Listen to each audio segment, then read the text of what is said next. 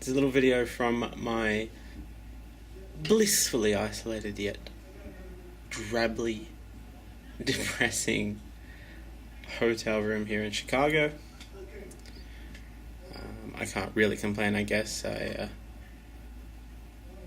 got what I paid for. It was cheap, which is good for my budget trip.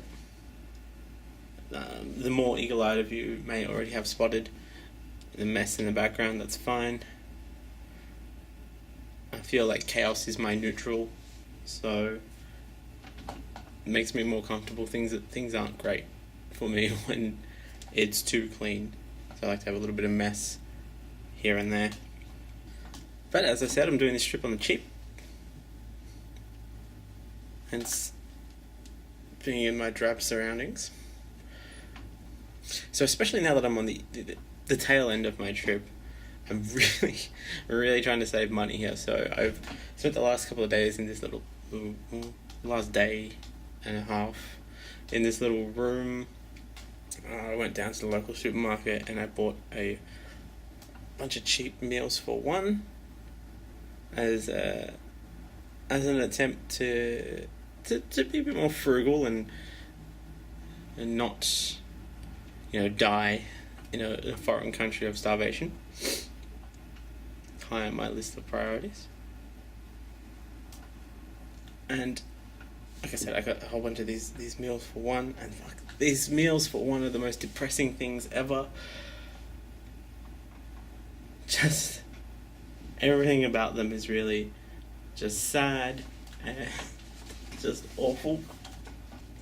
I mean, the emphasis on these things is really just how alone you are, and how alone you are always going to be. Because you are alone. Now. And forever. The thing about these packages is they kind of do everything that they can within their power, short of actually telling you to kill yourself, to remind you just how desperately alone you are. There's lots of emphasis on one and servings, single servings, because you're not going to be eating with anyone else. This is all just for you, in your lonesome little world. Well, I guess that's their target market, the desperately lonely and broke. So it's just bad business sense getting them to kill themselves. These little meals for one couldn't be more depressing.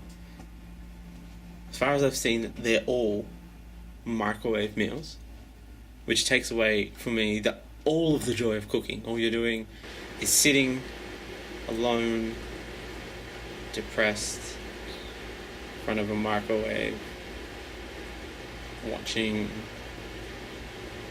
as the meal goes around and around and around, watching the timer count down.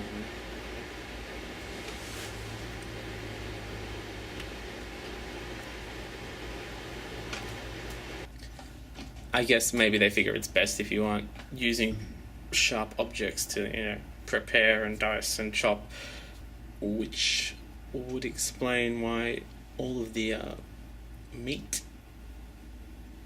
if you can call it that, is actually capable of being cut by a plastic spoon. Not even a metal spoon. Plastic spoon. We can't have you near any potentially sharp or dangerous objects. You very, very lonesome creature.